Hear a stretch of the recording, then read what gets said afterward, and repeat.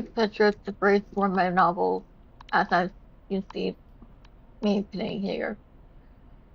So how I brainstorm my novels using Pinterest is that today I wanted to talk to you about one of my favorite parts of writing. And honestly, it's probably the reason I never run out of story ideas. Usually we hear creating a board called a story driven by love.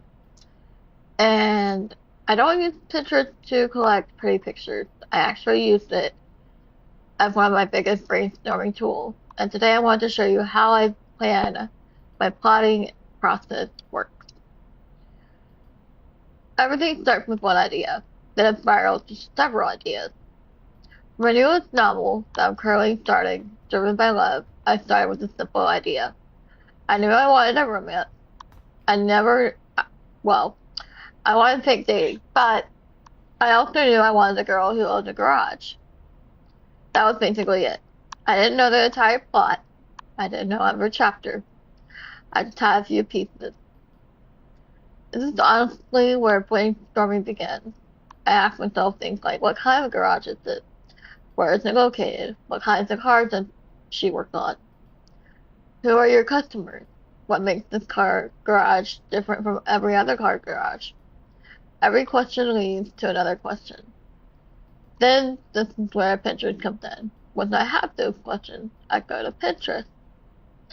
I start searching for things like auto repair shop, NASCAR, racetrack, pit crew, Texas, where the story is set, small town, old truck, mechanics, romance aesthetics, stormy weather, garages, classic cars, or even expensive cars.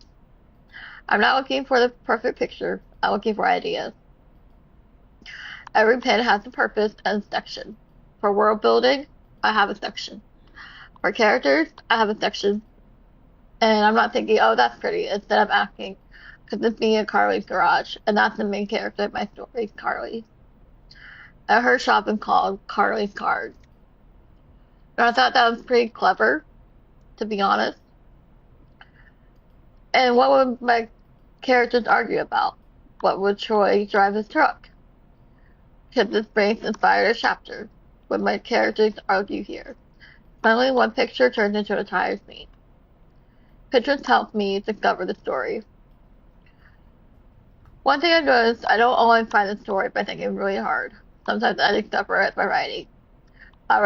I'll see a racetrack, then I'll see a pink race car, then a mechanic shop, then a storm rolling into Texas. My brain starts connecting all those images together until suddenly I have an entire new chapter idea. Driven by Love changed because of brainstorming. Originally, the story focused mostly on garage, but every time I tried outlining, something felt like it was missing. Then I started having gaming NASCAR inspiration, race day photos, drivers, pit crews, garage equipment, and suddenly the story became so much bigger. Now the garage is still important, but racing became part of Carly's role too. That completely changed in how I wanted to tell the story. I don't force ideas, I let ideas come. One thing I learned is, if I'm forcing a story, it usually means I need to brainstorm more. Sometimes I don't need to write, sometimes I just need to write.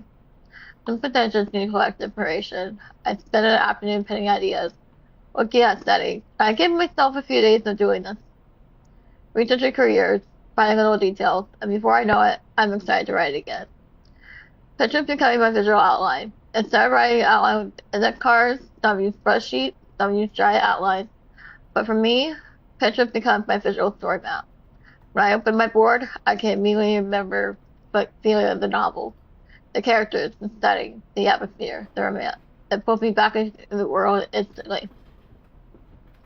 My biggest brainstorming tip, don't wait until you're stuck. Start collecting inspiration before you need it. And that is it of the video. I hope you guys like it. And I hope you guys subscribe for more writing videos, Pinterest videos, tarot videos, and all the sorts.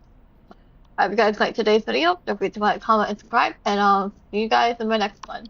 Bye, guys.